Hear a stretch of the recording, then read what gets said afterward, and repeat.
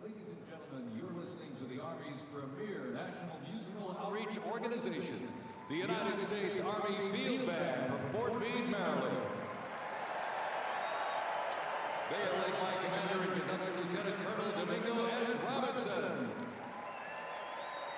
The U.S. Army Field Band develops positive connections on behalf of the Army, the Department of Defense, and the United States through live music, multimedia performances, television productions, and emergent technologies, traveling thousands of miles annually across our nation and around the world, and appearing regularly on major television and streaming events. The Field Band proudly honors our soldiers and veterans while strengthening ties with communities worldwide.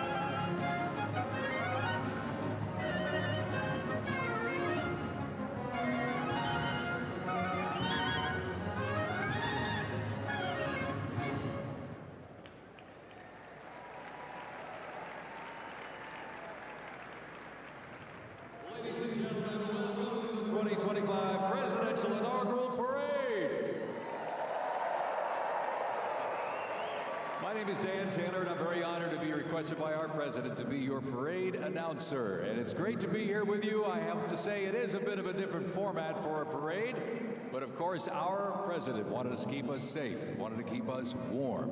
And I can tell you something, the talent that's going to be coming through these doors into this arena, it is going to get hot in here tonight. So thank you for joining us as we celebrate this historic occasion on behalf of the Trump-Vance Presidential Inaugural Committee. The ceremony is about to begin. We're going to get things underway, so if you're with family and friends, been talking in the halls or whatever, get down to your seats, grab a snack. We're going to get the show on the road.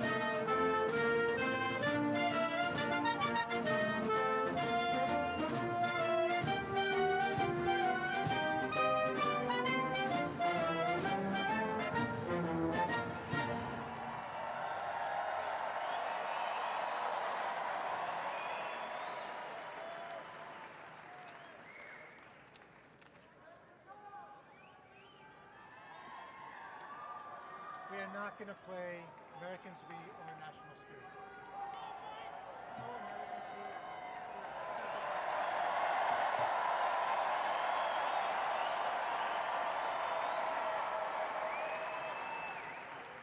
Next up, the Herald will play Honors.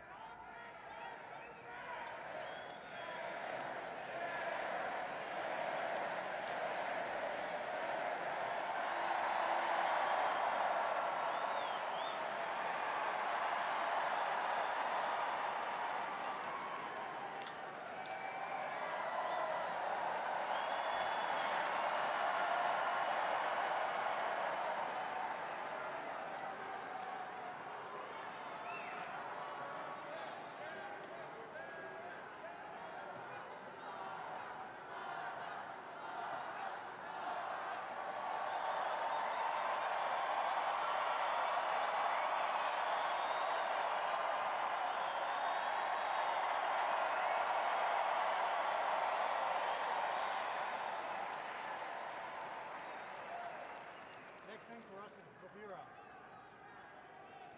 Next thing for us is bravura.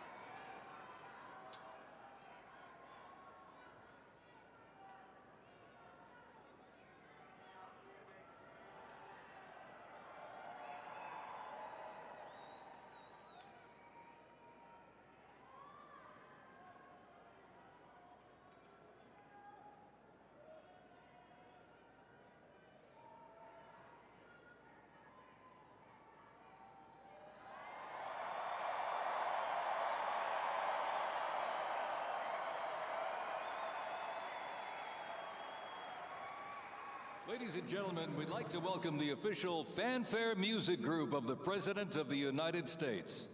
Under the direction of Major Aaron Morris, the U.S. Army Band Herald Trumpets performing their fanfare that's actually written for the 47th President of the United States. Listen to this, it's amazing. This is Brass and Glory.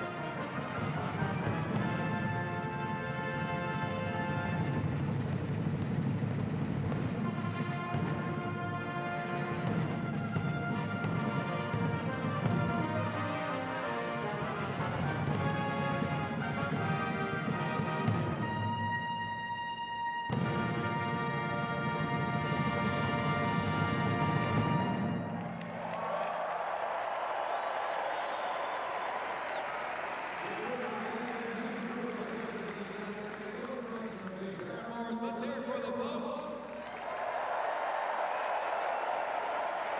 Brass and Glory.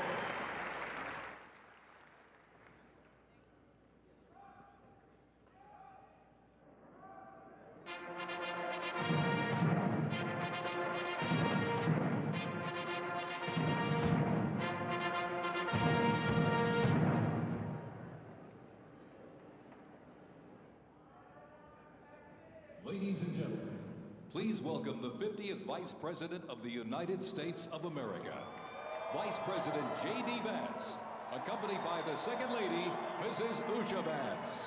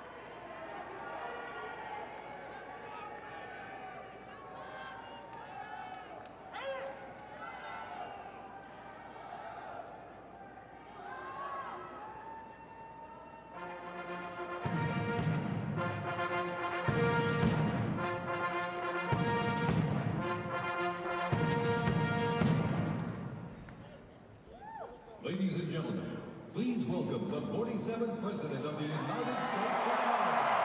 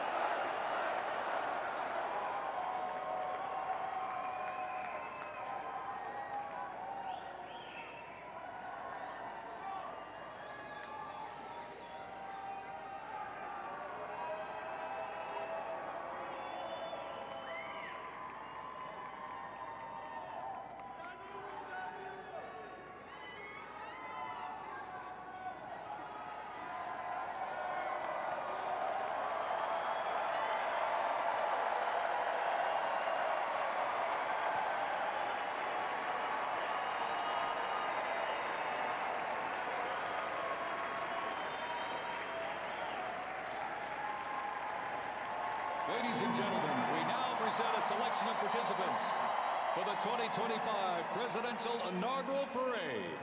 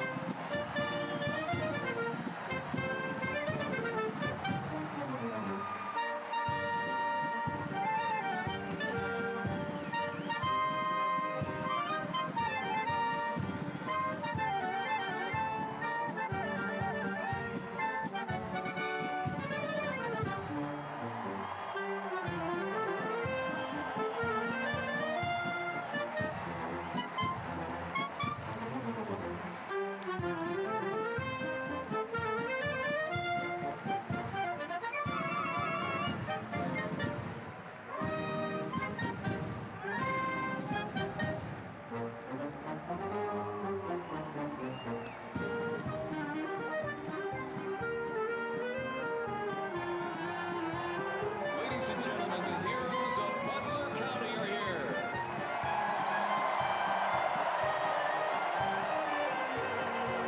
And they are here to pay homage to the life, selfless community service, and sacrifice of Corey Comparatori. Mr. Comparatori, a 10-year U.S. Army Reserve veteran and past fire chief to the Buffalo Township Volunteer Fire Company, who died during the assassination attempt on the life of President Trump in Butler, Pennsylvania, July 13th, 2024. Their formation consists of Pennsylvania State Police, local police, county sheriffs, emergency services unit, EMS, 911 radio dispatch, and hospital personnel, who all heroically stepped into action during the horrific attack. They are also paying tribute to the courageous service of first responders nationwide.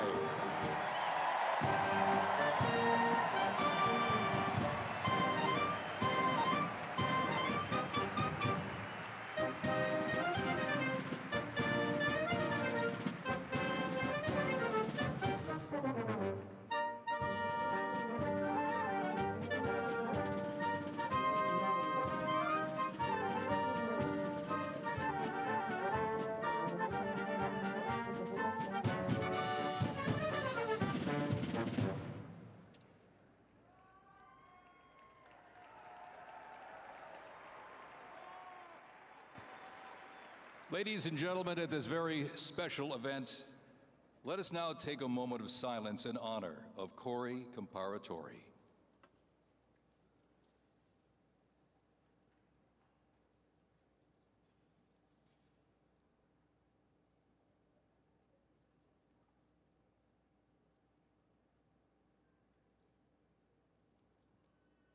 Thank you very much, ladies and gentlemen.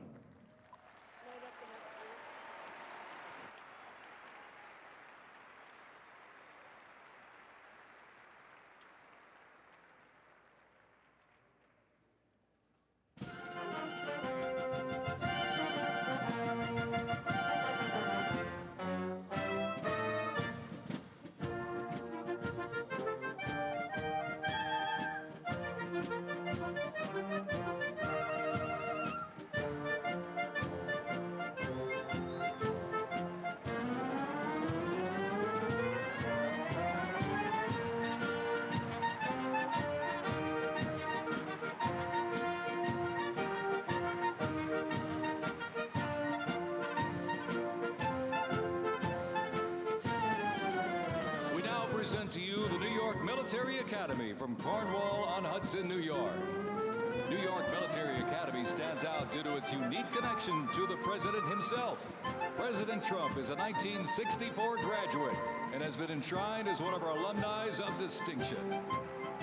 This historic academy has been named the Junior Reserve Officer Training Corps, that's JROTC, and are marching with their cadet dress uniforms. Look at these, all modeled after post-World War I General Blackjack Pershing's gray uniform.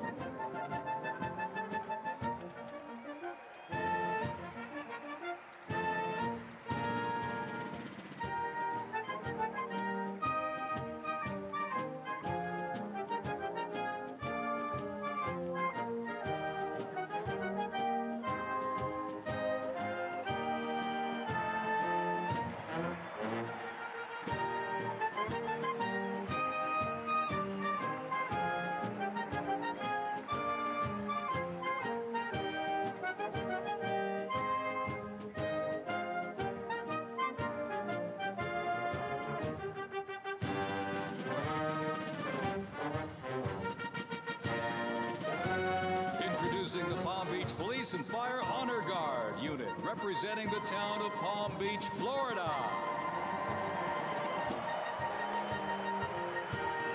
This group consists of police officers and firefighters from the town of Palm Beach, home to some of the most prestigious people in the world, including President Donald J. Trump.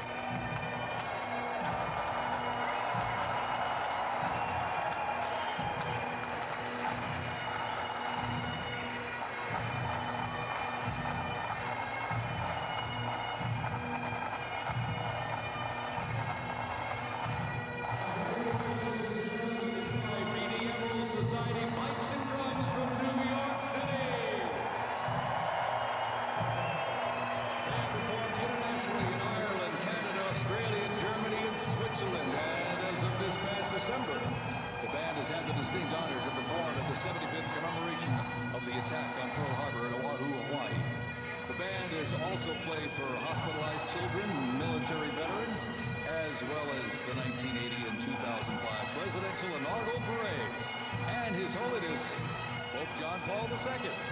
The NYPD Emerald Society Pipes and Drums formed way back in 1960. And you know, they are the oldest, largest police pipe band in the United States, comprised of all active and retired police officers of various ranks and assignments. Listen to those bagpipes. Let's hear it for it, folks.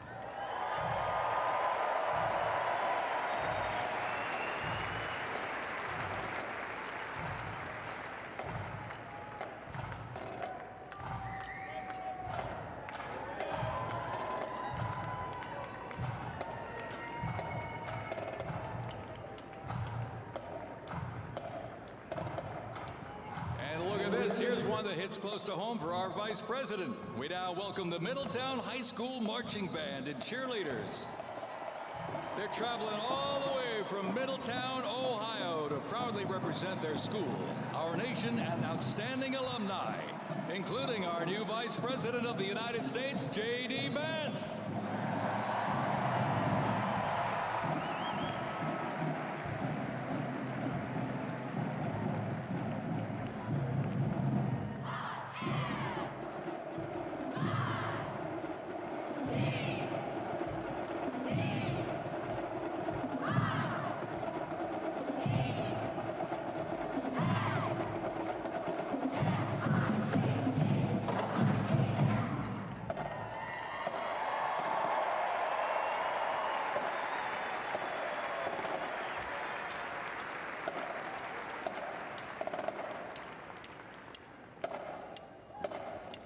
band has performed in countless parades, community and sporting events, as well as competitions. They have also always qualified for the Ohio Music Educators Association state finals for 23 years straight. How about that?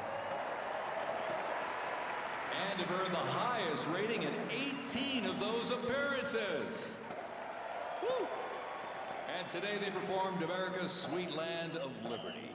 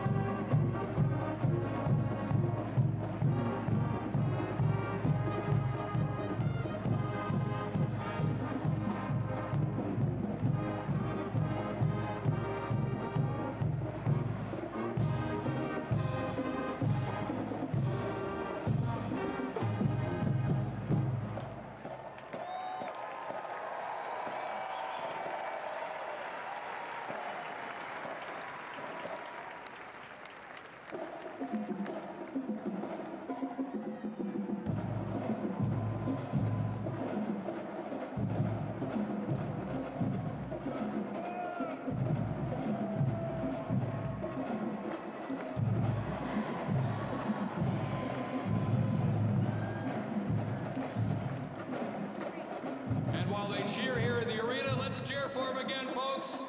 From our VP hometown, Middletown High School Marching Band.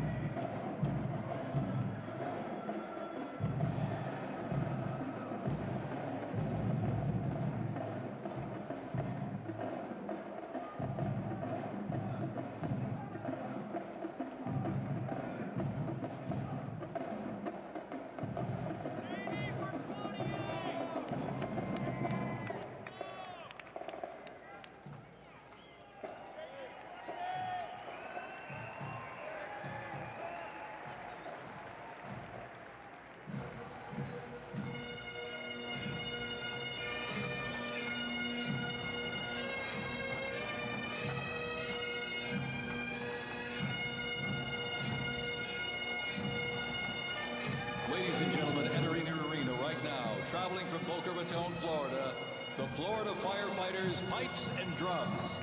And they are well seasoned when it comes to civic events. They've played and participated in parades, memorials, and other ceremonial events across both the United States and Europe. Today, they are wearing their most notable uniforms. What a great photo opportunity. Consisting of the Glengarry headgear and kilts. And they are proud to honor their fallen brothers and sisters each and every day.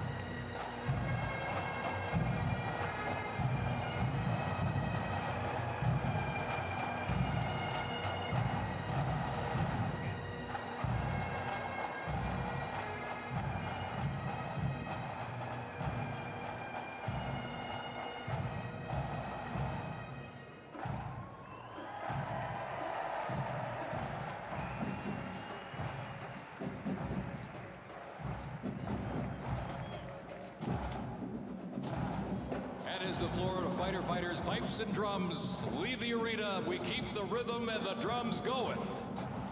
Please welcome the Stewart's Creek High School Marching Band. Traveling all the way from Smyrna, Tennessee, they are proud to represent the Volunteer State in the 2025 Presidential Inaugural Parade.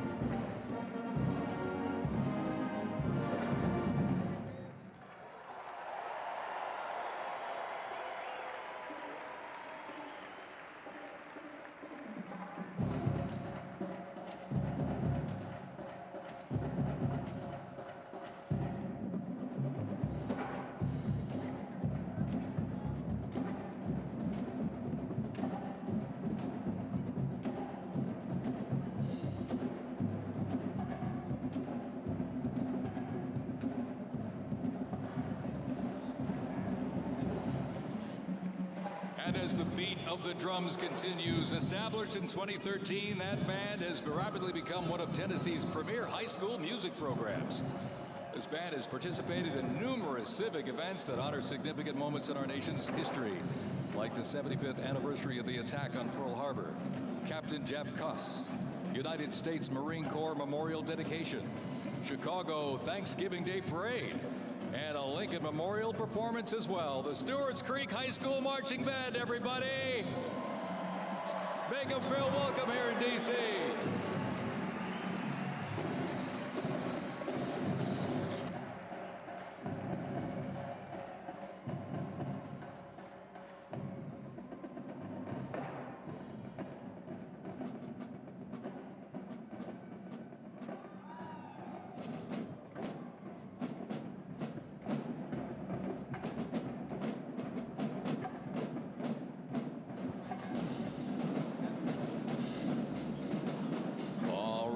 ladies and gentlemen, now welcoming the Mississippi Valley State University Band. They're traveling all the way from Itabita, Mississippi. Look at this, gang. This is the Mean Green Marching Machine. They are proud to represent historically black colleges and universities at the 60th Presidential Inauguration.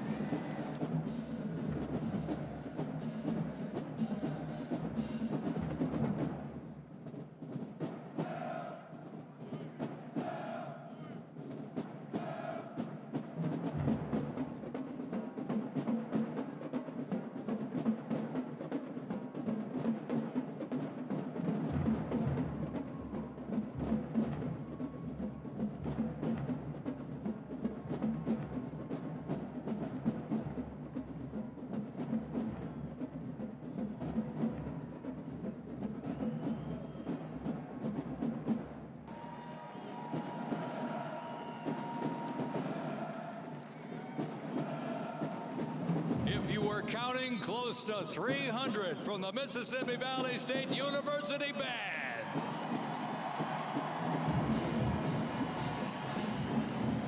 You know, since its founding, the band has consistently played a significant role at their university and across the United States. They have performed for athletic events, Mardi Gras parades, Rose Bowl parades, and many, many more.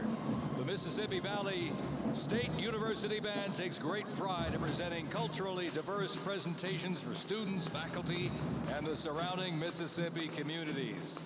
Take a look at that brass out there. Woo! That's just part of the big green marching machine. The Mean Green Marching Machine from Inauguration, Mississippi, ladies and gentlemen.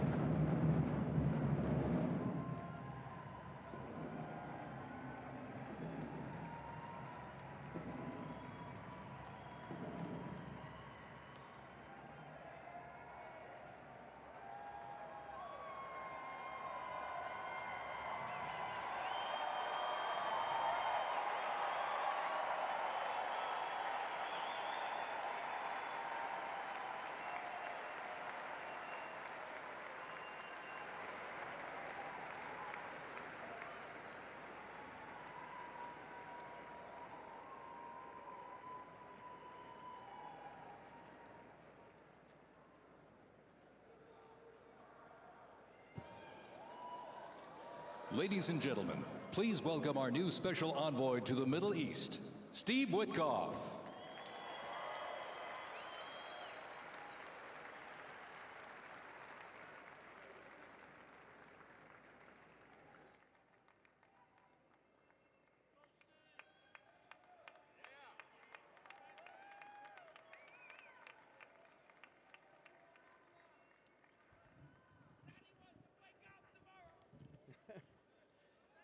Good evening, everybody.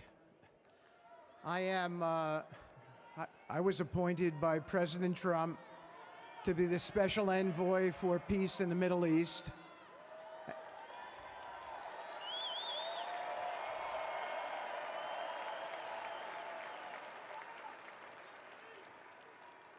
And I'd like to describe to you some of the things we're doing and how it informs on President Trump's policies.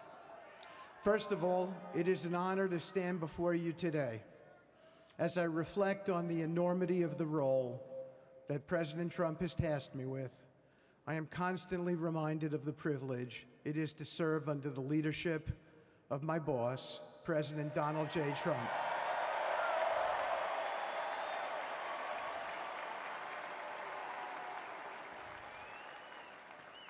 His presidency has provided a clear, bold vision for the Middle East, and it is this vision that guides every step I take in the mission. President Trump's leadership has redefined what is possible in the pursuit of progress and stability in the Middle East. His decisive, pragmatic approach ensures that even the most entrenched conflicts are met with fresh perspectives and innovative strategies. His policies have already delivered remarkable successes, such as yesterday's release of hostages in Gaza.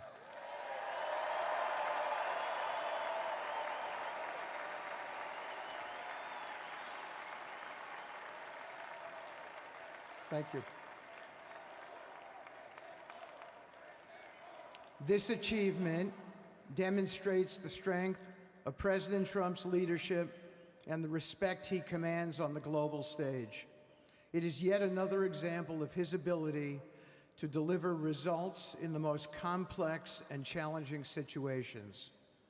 The Abraham Accords, a testament to his vision and determination, have also brought historic progress to the region, transforming old rivalries into new alliances. These agreements are not merely symbolic. They represent a practical roadmap for peace, economic cooperation, and mutual respect across nations. My role, as President Trump has tasked me, is straightforward yet profoundly challenging: to turn his vision into actionable outcomes. He sets the agenda, he lays the framework, and he inspires people like me into bold action. My responsibility is to implement his vision, engaging with leaders across the region to find pathways towards sustainable peace and stability. And let me tell you, having Donald Trump as a boss makes this task not only possible, but far more effective.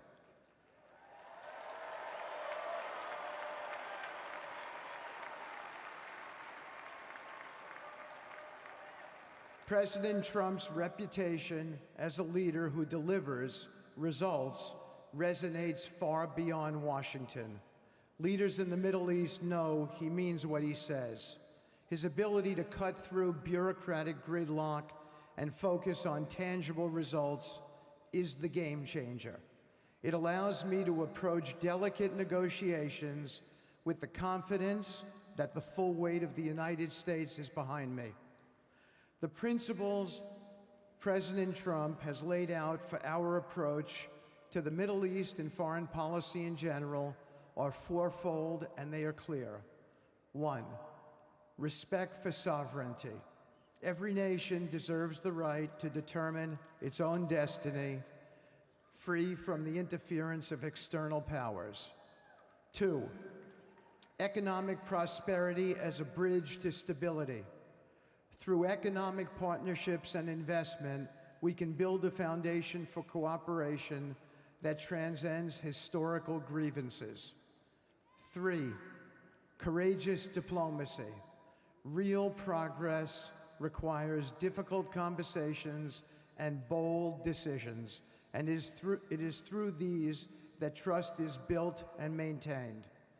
And finally, 4, reciprocity and accountability. The United States requires reciprocal actions from our partners. We are done carrying the financial burden for nations that are unwilling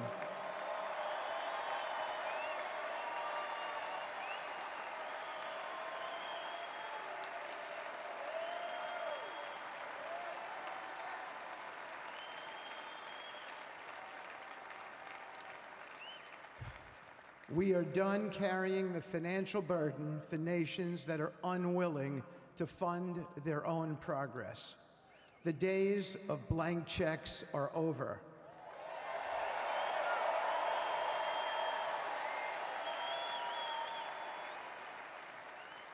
Partnerships under President Trump's leadership must be equitable, and contributions must reflect shared commitments to our goals. In my work, I've seen firsthand how these principles resonate. They provide a foundation that transcends politics and speaks to the shared humanity of all people in a region. Leaders across the Middle East recognized that this Trump administration is serious about results, not symbolic gestures, but real, meaningful progress that improves lives. Thank you.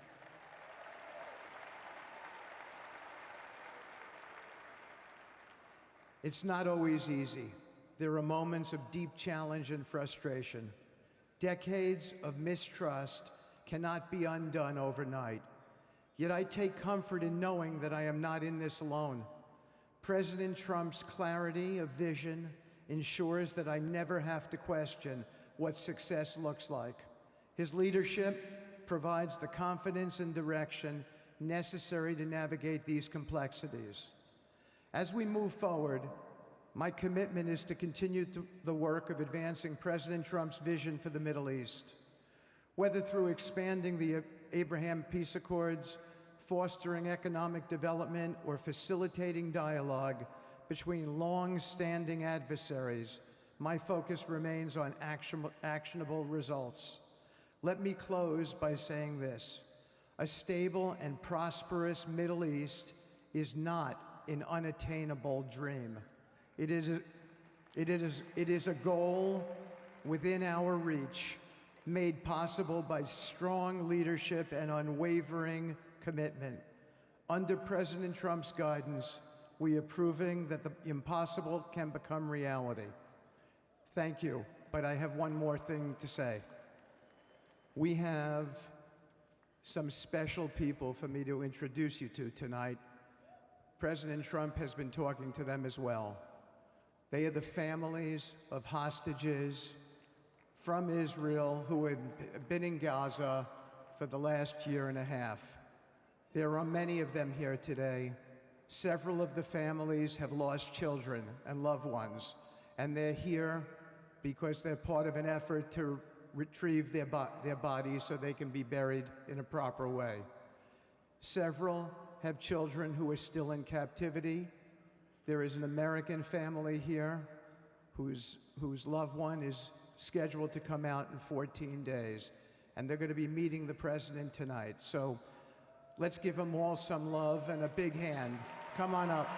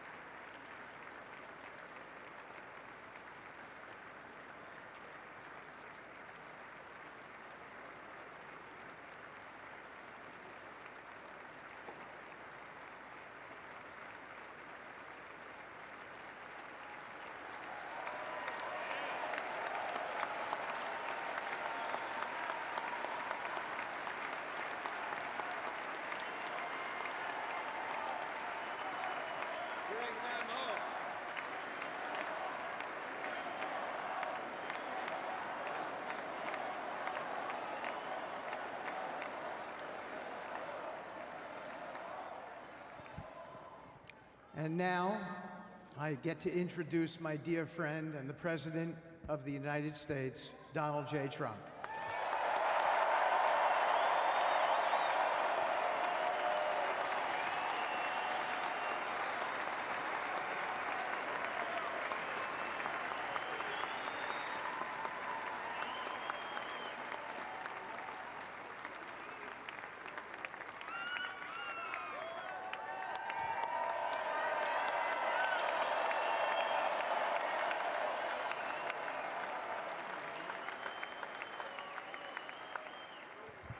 Thank you very much, everybody. Appreciate it. Thank you.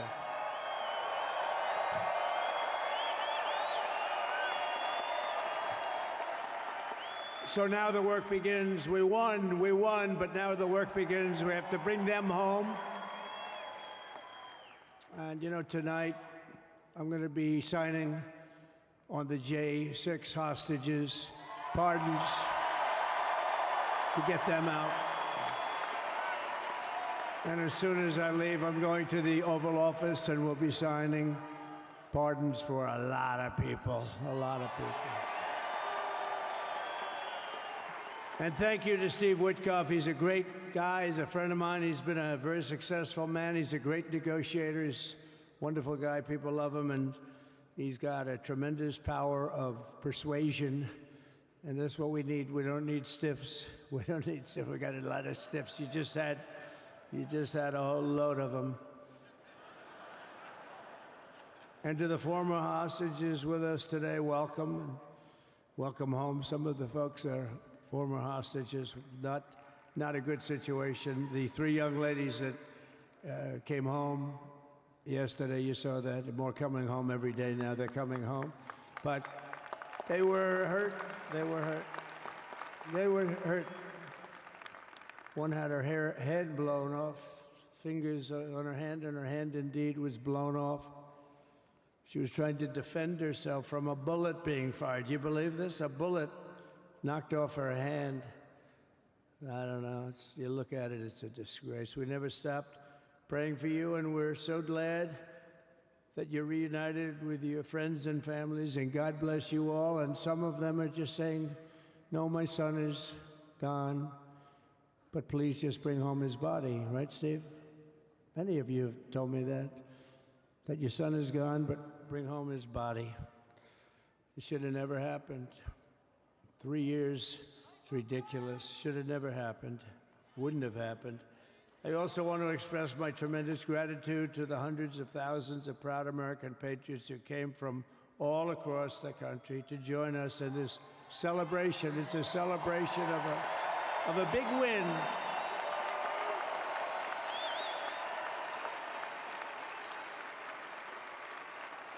And you're witnessing the dawn of the golden age of America. That's what it's going to be. We're bringing it back. We're going to bring it back fast. We're going to bring it back fast.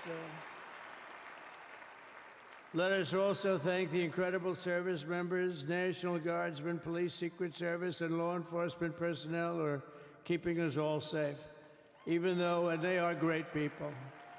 New York's finest. I grew up with New York's finest, and we got to give them their authority back. You won't have any crime. There'll be no crime. You give them little authority back. The whole way they run things in this country now, it's disgraceful. But it's going to change rapidly. We're going to make our cities safe again, too.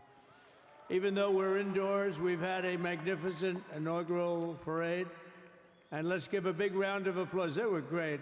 To all of the incredible performers and hardworking men and women who made it possible. Those people, really talented, amazing people. I also want to thank my wonderful family for being here, especially my beautiful wife, our First Lady, Melania.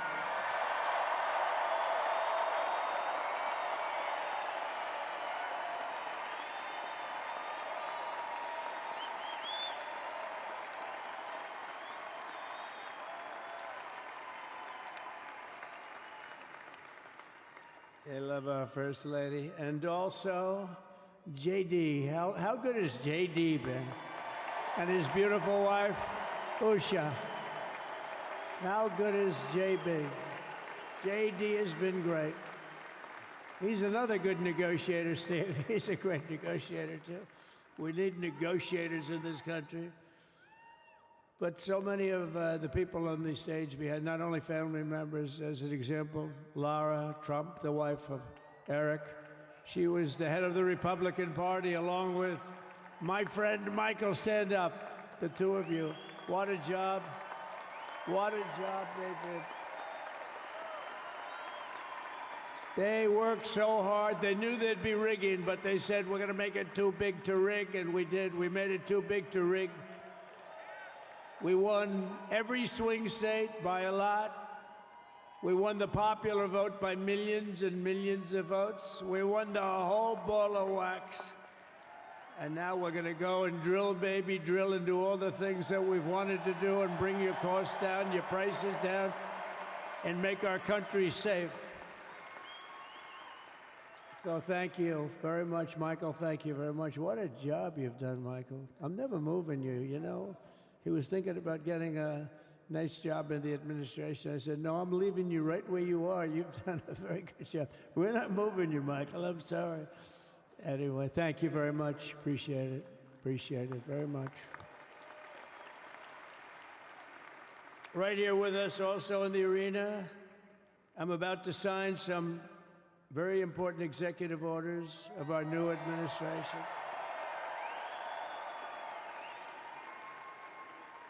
Hey, Don, will you stand up, please? Don is another one. How about Don? This guy.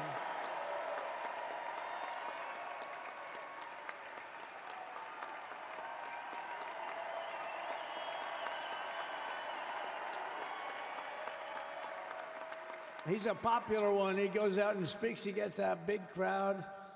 He's a little on the rough side sometimes, but that's what you want. He's done a fantastic job, and he loves our country. Thanks, Don. Great job. You've done a great job. And Ivanka.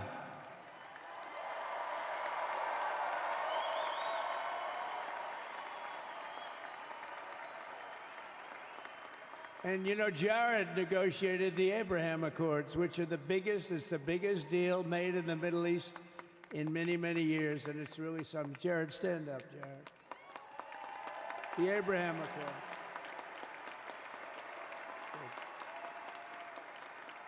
And Tiffany's going to have a little baby. And Michael.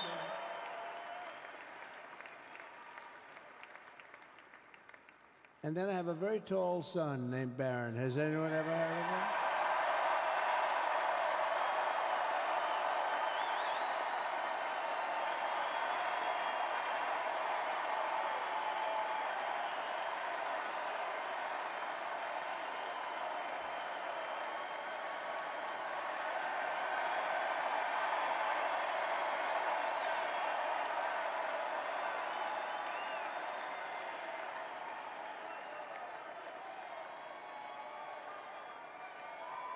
Thank you.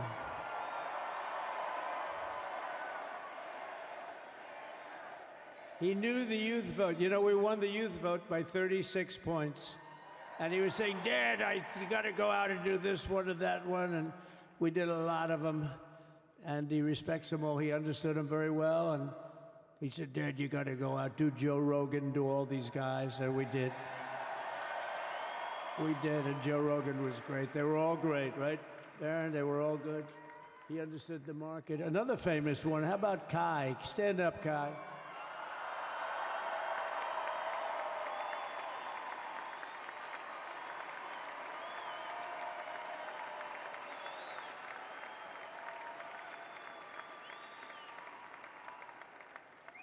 Is that Byron Donalds back there?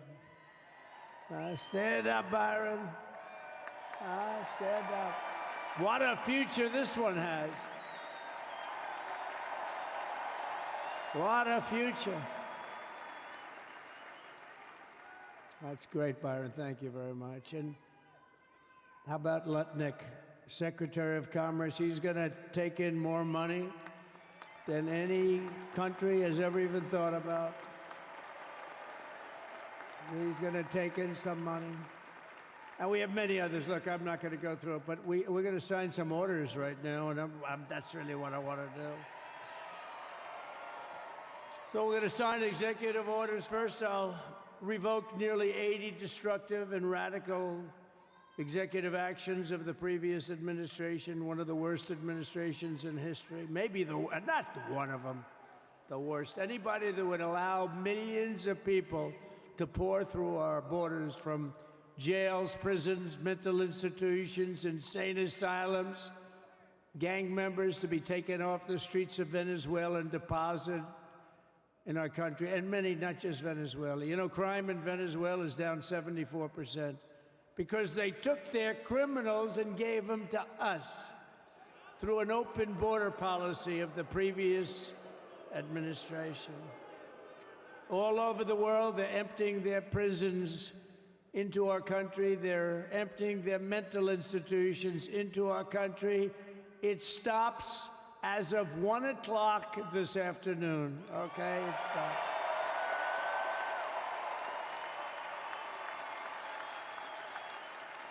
So I'm revoking nearly 80 destructive, radical executive actions of the previous administration. They'll all be null and void within about, what, 5 minutes? Is that them over there? 5 minutes? And next, to gain immediate control of the vast federal, out-of-control bureaucracy, I will implement an immediate regulation freeze, which will stop Biden bureaucrats from continuing to regulate. Most of those bureaucrats are being fired. They're gone.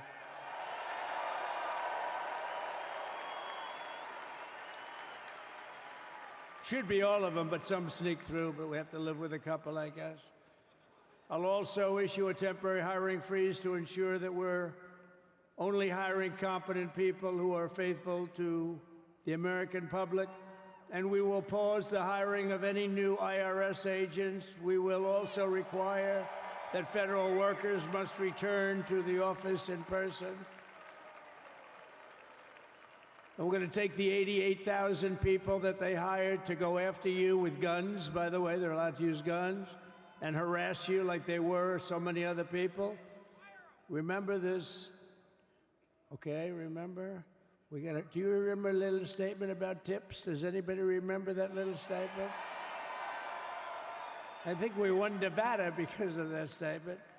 But they went out and harassed you over the tips. In other words, we are restoring control of our government to the people. We're going to take those 88,000. Let's see if they'd like to work on the border, because that's where we want them, really.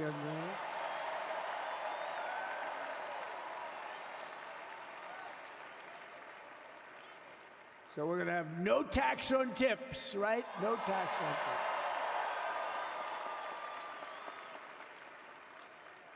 And we may have, like the Speaker of the House, is he here? He's done such a good job. Is Mike here? He's around here someplace. I saw him just a little while ago. Hello, fellas. Look at you guys. Yeah, I know it. He's great. He's doing great. They're all doing good. The Republican Party has never been unified like it is right now. They want to save our country. And we're going to more than save it. We're going to make it greater than it's ever been before by a lot.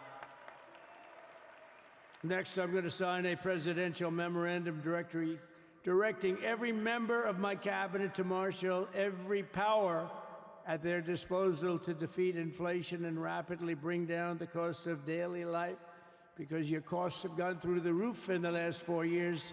Perhaps you didn't notice. Does anyone notice their costs are like double, triple, quadruple? You can't buy bacon. Apples have doubled in price. You want an apple, anybody? Pay twice what you did 2 years ago. We'll put more money in your pocket, and we'll bring back the American dream and to reduce energy costs and liberate our economy. So we have more oil and gas than any country in the world, and we're going to use it. We're not going to do the wind thing. Big, ugly windmills, they ruin your neighborhood. They ruin you. If you have a house that's near a windmill, guess what? Your house is worth less than half. And did you see up in New England with the whales? You see what's happening? So they had 2 whales killed in about 14 years. Last year and the year before, total, they had 28. So if you're into whales, you don't want windmills either. and they're the most expensive form of energy that you can have by far. And they're all made in China, by the way, practically all of them. And they kill your birds and they ruin your beautiful landscapes. But other than that, I think they're quite good, right? Now, remember when we used to joke and kid when we were kidding, but we don't kid anymore? They want to watch the debates on television. They want to watch your favorite president on television. But the wind isn't blowing, so we can't watch television that night, Gladys. Remember? Gladys, I'm sorry, the wind is just not blowing. We're not watching Trump tonight. But I'm immediately withdrawing from the unfair, one-sided Paris Climate Accord ripoff. The United States will not sabotage our own industries while China pollutes with impunity. You know, China, I mean, look, they use a lot of dirty energy, but they produce a lot of energy. And when that stuff goes up in the air, you know, it doesn't stay there. It's not like you got a wall. We love walls, don't we? Not like you have a wall around and it doesn't. It floats into the United States of America after 3.5 to 5.5 days. It floats across the oceans and it comes right over your neighborhood and it falls into your neighborhood. So they all say, we have to fight for cleaner air, but the other dirty air is dropping all over us. So what the hell are they talking about? Unless everybody does it, it just doesn't work. You know, we had the cleanest air and the cleanest water that this country's ever had under the Trump administration, and we didn't do anything to stop jobs and stop production, believe me. You're going to see a lot of companies come pouring back because tariffs. I always say tariffs is the most beautiful word to me in the dictionary. Then I was reprimanded by the fake news. They said, what about love, religion, and God? I said, I agree. Let's put God number one. Let's put religion number two. Love, I don't know. We got to put that number 3, I guess, right? And then it's tariff. Because tariffs are going to make us rich as hell. It's going to bring our country's businesses back that left us. And I'll also sign an executive order to immediately end federal government censorship of the American people. In America, we believe in free speech, and we're bringing it back starting today to stop the weaponization. Oh, do I know about that? These creeps. Deranged Jack Smith. You ever hear of him? Deranged. He's a deranged prosecutor. He's sick. They suck him on me. He's now been reduced to getting on an airplane, going back to The Hague or wherever the hell he came from. We got to get rid of that guy. Hey, was he one of the many people that got a pardon today? Did they pardon Jack Smith? You know, did you know that Biden, while I was making my speech, pardoned his whole family?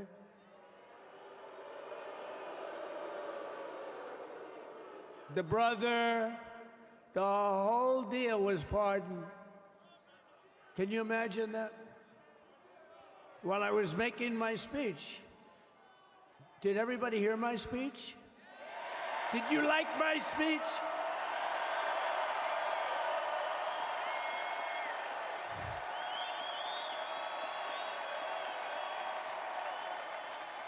Thank you. I mean, the only thing wrong with it is I had a lot of tough things to say, and I have some great people that work for me. Sir, this is such a great speech. It's so unifying. Don't talk about Biden with his pardons of his family. We want a unified country. They said, don't talk about the J6 hostages that you're going to be releasing today. Sir, don't put that in your speech, please. I said, but I want to put it in my speech. I said, sir, it won't be unified like it is. It's so beautiful the way it is. And it is getting great reviews. You know, if I put things like that in, I'll get terrible reviews. One little paragraph that's a little bit wrong, the fake news goes crazy, right? So I said, all right, I won't put it in my speech, but you know what? I'm speaking in front of a hell of a lot of people. at a place called Capital One Arena, and I'll talk about it there. So we're going to be going over the beautiful Oval Office, one of the great offices in history. Even if it wasn't beautiful, it's the Oval Office, but it is beautiful. And we love the Oval Office. It all starts with the wars start and end there. Everything starts and ends at the Oval Office. We love it. But we're going to go to the Oval Office. We're going to release our great hostages that didn't do, for the most part, they didn't do stuff wrong. You take a look at what went on, and look what happens in other parts of the country. In Portland, where they kill people, they destroy the city, nothing happens to them. In Seattle, where they took over a big chunk of the city, nothing happened. Minneapolis, where they burned down the city, nothing happened. Essentially nothing happened. All they want to do is go after the J6 hostages. A 76-year-old grandmother was arrested the other day because she was looking, I think because she was looking at the Capitol or something like that. No, we're not going to put up with that crap anymore.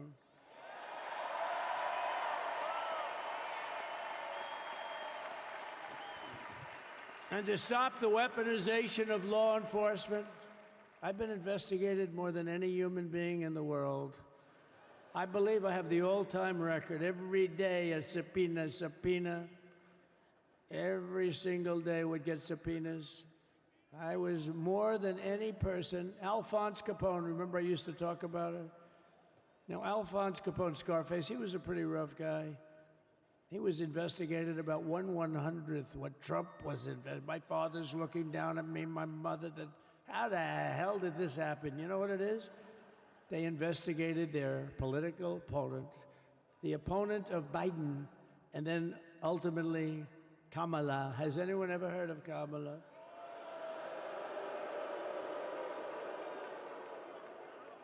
We had to beat two opponents, you know? We had to beat Biden, then we beat him. Now he goes on top. The guy was like 39 points down.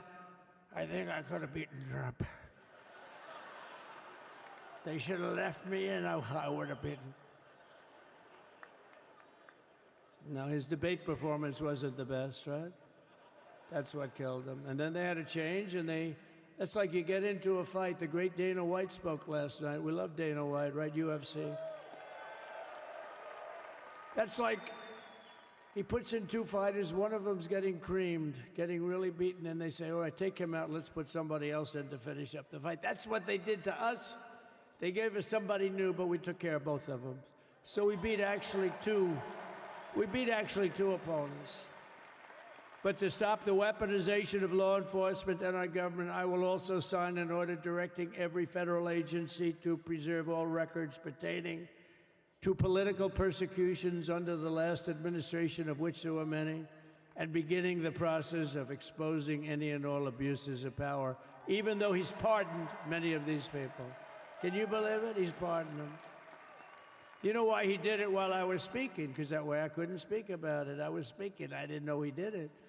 I finished my speech, and they said, sir, he pardoned his whole family. I said, ooh, can I go back out there and talk about it? Somehow that wouldn't be very elegant. Our First Lady would say, please don't do that. But we have plenty of time to talk about it, and we will. We're doing all of this on our very first day in office. You know, don't forget, we've been in this position, really, where we won the primaries in record time. We were the fastest win of a primary ever in political history, which is a very nice thing. It's nice to know. Well, the second election was rigged, so we knew we were doing well. And if it wasn't, you know what? If it wasn't, I would have never run. But the third one was just a monster. Boy, was that a big one, huh? That was a big one. On the second one, we got like 10 or 12 million votes more than the first one. How about that? We did great on the first one. We did much better on the second one. But bad did we do well on the third one. So we're gonna have some fun. It's very simple. We're gonna make our country great. We're gonna make our country great again. We're gonna make America great again. How good a name is MAGA, though, right? You know? I was going to say keep America great, but unfortunately it wasn't great. Can't say keep it great. It will be great again, but CAG, keep America great, CAG, I don't think it's ever going to replace MAGA. Does anybody like CAG? I don't think so. It's never replacing MAGA. Nothing will ever replace MAGA. MAGA was the most successful political operation, political movement in the history of our country, maybe in the history of the world. Let's see what happens. Because we're not finished yet. We're not finished yet. We got a long way to go. But we're doing this on the very first day in office, and in just a few moments, I'm not only signing the release of the J6 hostages, I'm signing other things that you're going to love. Oh, you're going to be happy reading newspapers tomorrow, and the next day, and the next day, and the next day. So I just want to thank, I mean, look at this place. It's full to the rafters. You don't have any. Look at those people up there. You don't have any empty seats. And by the way, the Capital One owners, they are so good. We got to root for their teams because they have been so great to MAGA, to us. And I just want to thank Ted and everybody. You guys have been fantastic. And the ice hockey team's doing great. Ovechkin's pretty good, right? They're doing great. So I want to thank them, Capital One Arena owners. They have been absolutely fantastic. And thank you once again to everyone. And I can only tell you, you're going to be very happy. You're going to watch a lot of good things happen. We got to stop some wars that are happening and going on. Some stupid things are happening. The war with Ukraine would have never happened, and it has. As you know, Israel would have never been hit on October 7th, and none of you would be up here. None of you would even know anything about this tragedy that you're going through right now. But Iran was broke. Anybody that bought oil from Iran, they couldn't do any business with us. You're not going to do business with America. China passed. Everybody passed. They were broke. They didn't have money for Hamas. They didn't have money for Hezbollah.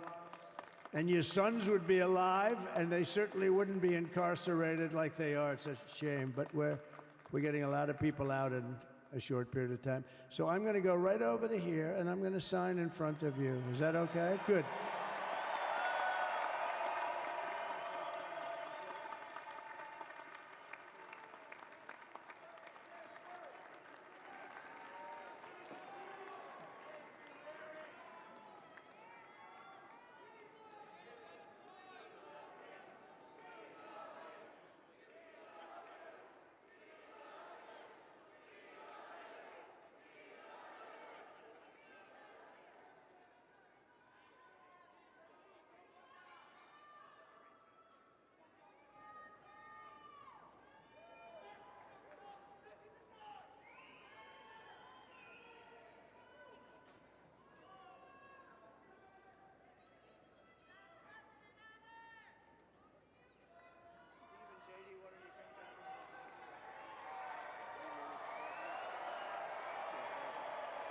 Do you have that other one to sign?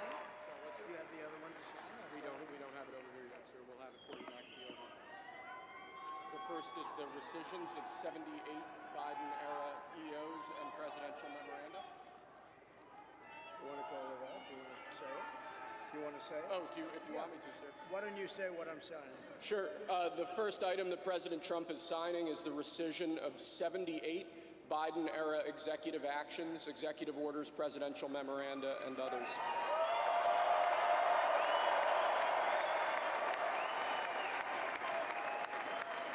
Thank you, sir.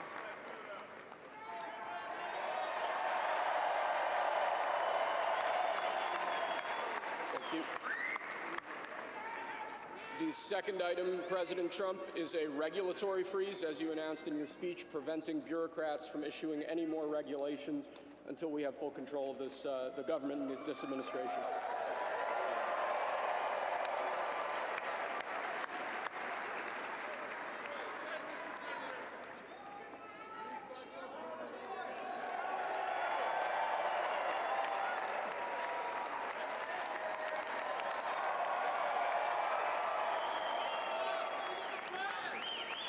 Thank you, sir. Sir, can I have a pen? The next item, sir, is a freeze on all federal hiring, excepting the military and a number of other excluded categories, again, until full control of the government is achieved and we understand the objectives of government going forward.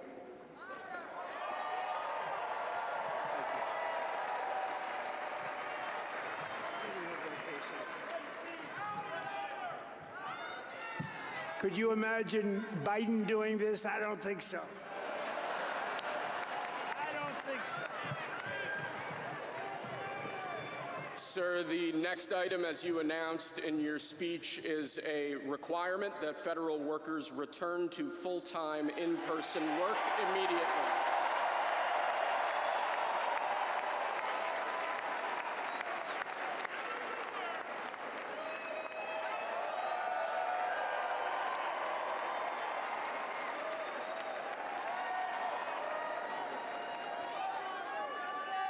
Thank you, sir. Next, we have a directive to every department and agency in the federal government to address the cost of living crisis that has cost Americans so dearly.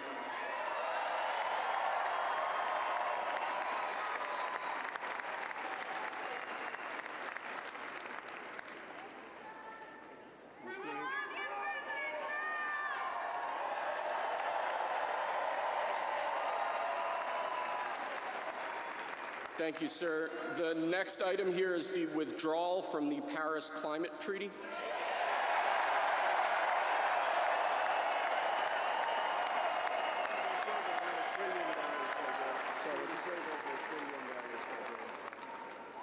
Yes, sir.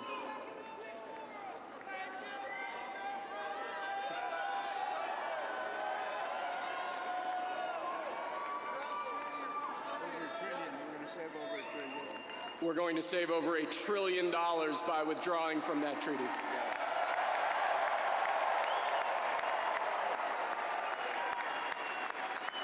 And the next item, sir, is a letter that will be transmitted to the United Nations explaining that we are withdrawing from the Paris Climate Treaty.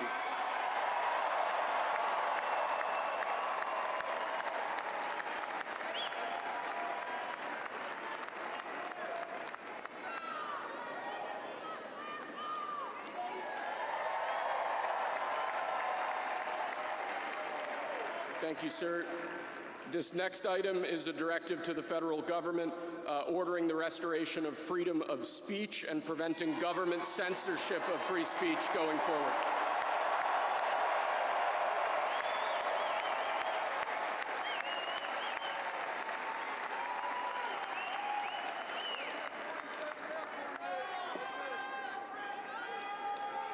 And lastly, sir, before we go back to the Oval Office to sign a large number of other items, is a directive to the federal government ending the weaponization of government against the political adversaries of the previous administration, as we've seen.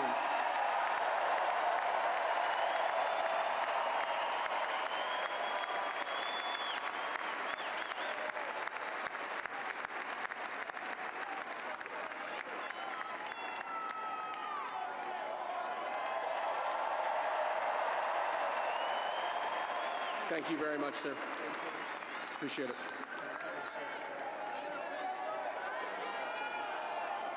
Pretty fun job.